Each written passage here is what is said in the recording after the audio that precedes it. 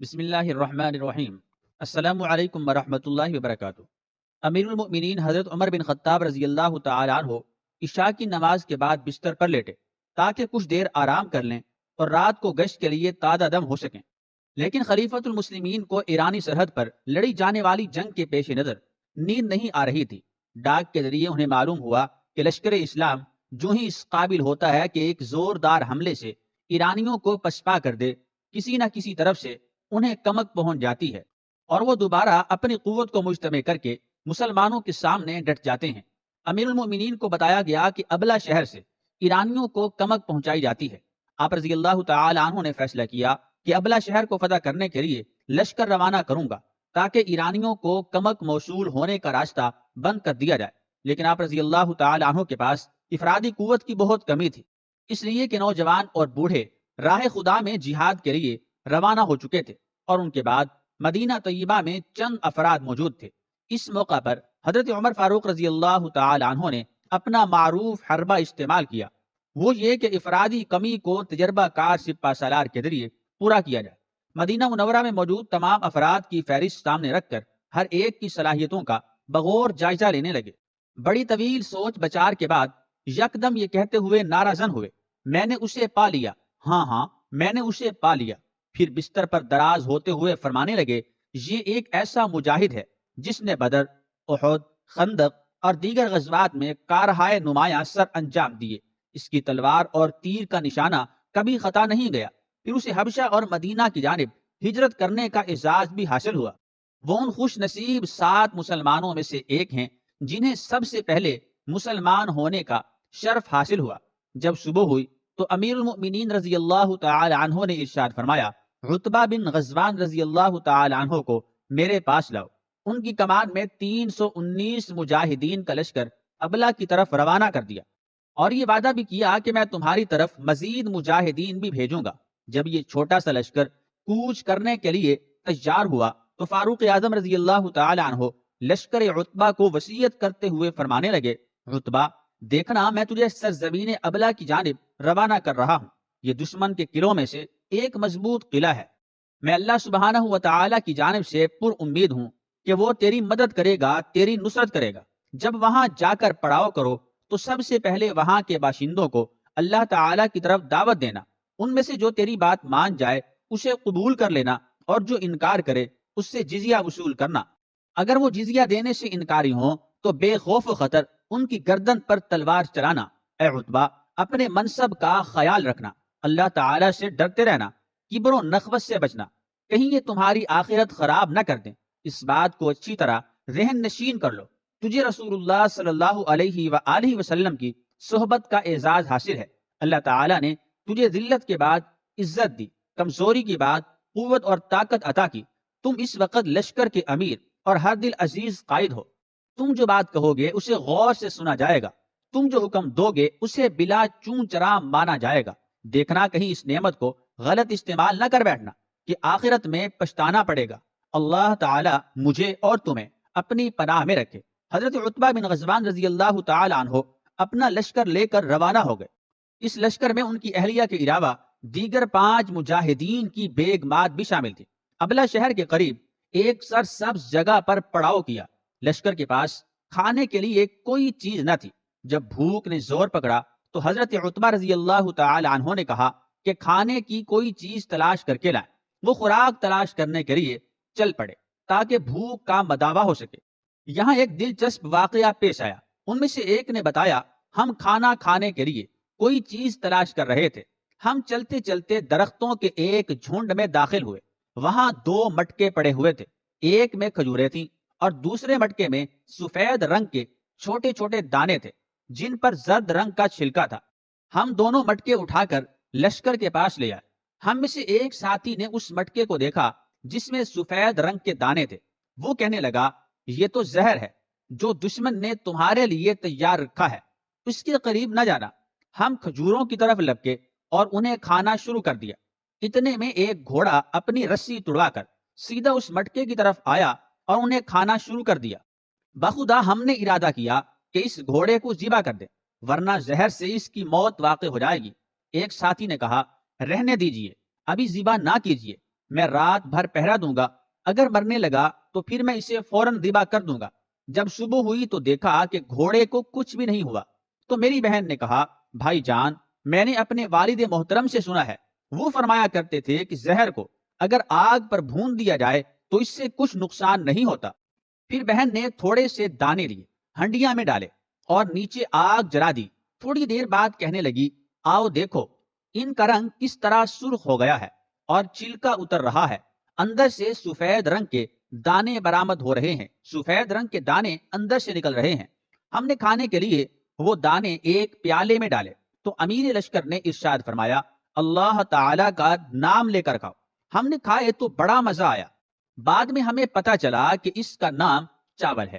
ابلا جسے فتح کرنے کے لیے حضرت عتبہ بن غزوان رضی اللہ تعالی عنہ نے اپنے چھوٹے سے لشکر کے ساتھ چڑھائی کی تھی، دجلہ کے کنارے پر واقع یہ ایک محفوظ شہر تھا۔ ایرانیوں نے یہاں اسلحہ اکٹھا کرنے کے لیے اسٹور بنا رکھا تھا اور قلعہ کے برجوں پر اپنے دشمن پر نگاہ رکھنے کے لیے رست گاہیں بنا رکھی تھی۔ ان تمام تر انتظامات اور اپنی افرادی قوت اور اسلحہ کی کمی کے باوجود حضرت عتبہ بن غزوان رضی اللہ تعالی عنہ کی جنگی کاروائی کے راستے میں کوئی چیز رکاوٹ نہ بنی۔ آپ رضی اللہ تعالی عنہ کے ہمراہ لشکر میں صرف 600 جنگجو تھے۔ تلواروں اور نیزوں کے علاوہ کوئی اسلحہ نہیں تھا۔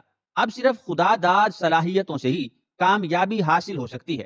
حضرت عتبہ بن غزوان رضی اللہ تعالی عنہ نے نیزوں کی لکڑیوں پر جھنڈے آویزاں کر کے لشکر میں شامل عورتوں کے ہاتھوں میں تھما دیا اور انہیں حکم دیا، انہیں یہ کہا کہ لشکر کے پیچھے چلیں، اور یہ بھی ارشاد فرمایا، جب ہم شہر کے نزدیک پہنچ جائیں، جب ہم شہر کے قریب پہنچ جائیں تو ہمارے پیچھے اس قدر غبار اڑائیں، اس قدر مٹی اڑائیں جس سے فضا اٹھ جائے۔ جب لشکر اسلام ابلا شہر کے قریب پہنچا تو ایرانی لشکر باہر نکلا۔ جب انہوں نے اپنی طرف پیش قدمی دیکھی اور دیکھا کہ جھنڈے ان کے پیچھے لہرا رہے ہیں، نیز ان کے پیچھے غبار سے پوری فضا بھری ہوئی ہے، تو ایک دوسرے سے کہنے لگے، یہ تو مقدمۃ الجیش، یعنی ان کے پیچھے بہت بڑا لشکر غبار اڑاتے ہوئے آگے بڑھ رہا ہے، ہم ان کے مقابلے میں بہت تھوڑے ہیں۔ ان کے دل مرعوب ہو گئے، وہ گھبرا گئے، ڈر گئے۔ گھبراہٹ کے عالم میں جلدی جلدی اپنی ایسی قیمتی اشیاء اٹھائیں جن کا وزن بہت کم تھا، اور ان کشتیوں میں بیٹھ کر بھاگ گئے جو ہنگامی حالات سے نپٹنے کے لیے دریائے دجلہ کے کنارے لنگر انداز تھی۔ حضرت عتبہ رضی اللہ تعالی عنہ کسی جانی نقصان کے بغیر فاتحانہ انداز میں ابلا شہر میں داخل ہوئے۔ پھر اس کے بعد ارد گرد کے شہروں اور بستیوں کو بھی فتح کر لیا۔ یہاں سے اتنا مال غنیمت ملا جسے شمار نہیں کیا جا سکتا، اور ہر اندازے کو مات کر گیا، یہاں تک کہ کامیابی کے بعد ایک مجاہد مدینہ منورہ واپس لوٹا تو لوگوں نے اس سے پوچھا، ابلا میں مسلمانوں کا کیا حال ہے؟ تو اس نے کہا، بھلا کس چیز کے بارے میں پوچھتے ہو؟ اللہ کی قسم، میں انہیں اس حال میں چھوڑ کر آیا کہ سونے اور چاندی میں کھیلتے ہیں۔ لوگ پروانہ وار ابلا میں رہائش اختیار کرنے کے لیے دوڑے چلے آ رہے ہیں۔ اس موقع پر حضرت عتبہ بن غزوان رضی اللہ تعالی عنہ نے سوچا کہ لشکر اسلام کا ان مفتوحہ شہروں میں زیادہ دیر ٹھہرنا، زیادہ وقت ٹھہرنا انہیں آرام طلب بنا دے گا، اور یہ مجاہد یہاں کے باشندوں کی عادات اپنا لیں گے اور ان کے جنگی عزائم مان پڑ جائیں گے۔ تو انہوں نے امیر المومنین حضرت عمر رضی اللہ تعالی عنہ کی طرف خط لکھا اور ان سے بصرہ شہر آباد کرنے کی اجازت طلب کی اور مجوزہ جگہ کی نشاندہی بھی کر دی۔ امیر المومنین حضرت عمر رضی اللہ تعالی عنہ نے انہیں یہ شہر آباد کرنے کی اجازت دے دی۔ حضرت عتبہ بن غزوان رضی اللہ تعالی عنہ نے اس نئے شہر کا نقشہ بنایا۔ سب سے پہلے ایک بہت بڑی مسجد تعمیر کی۔ اس مسجد کو اسلام کی سربلندی کے لیے اپنی تمام تر مساعی کے ساتھ مرکز بنایا۔ یہیں پر جہاد فی سبیل اللہ کے لیے قافلے ترتیب دیے جاتے۔ مسجد کے ذریعے ہی انہوں نے دشمن خدا پر غلبہ حاصل کیا۔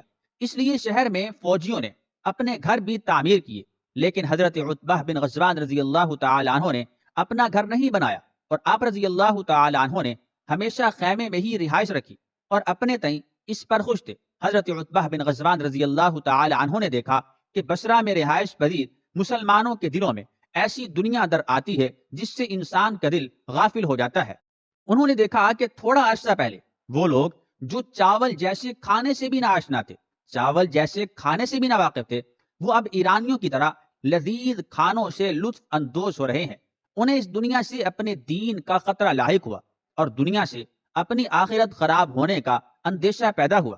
تو لوگوں کو کوفہ کی مسجد میں جمع کیا اور یہ خطاب فرمایا: لوگو، یہ دنیا ختم ہونے والی ہے، تم یہاں سے ایک ایسے گھر کی طرف منتقل ہونے والے ہو جس پر کوئی زوال نہیں ہوگا، تو وہاں نیک اعمال لے کر جاؤ۔ میں رسول اللہ صلی اللہ تعالی علیہ وآلہ وسلم کے ان 7 صحابہ کرام میں سے ہوں جنہیں سب سے پہلے اسلام قبول کرنے کا شرف و اعزاز حاصل ہوا۔ ہم درختوں کے پتے کھا کر گزارا کیا کرتے تھے، جس سے بعض اوقات ہمارے منہ زخمی ہو جاتے۔ ایک روز گری ہوئی چادر ہمارے ہاتھ لگی، میں نے اسے پھاڑ کر 2 حصوں میں تقسیم کیا۔ ایک کو میں نے بطور تہمت باندھا اور دوسرا حصہ حضرت سعد بن ابی وقاص رضی اللہ تعالی عنہ کو تہبند باندھنے کے لیے دیا۔ اب ہم میں سے ہر ایک کسی نہ کسی شہر کا گورنر ہے۔ میں اس بات سے اللہ تعالیٰ کے حضور پناہ مانگتا ہوں کہ میں اپنے تئیں عظیم بنوں اور اللہ تعالیٰ کے ہاں ذلیل شمار کیا جاؤں۔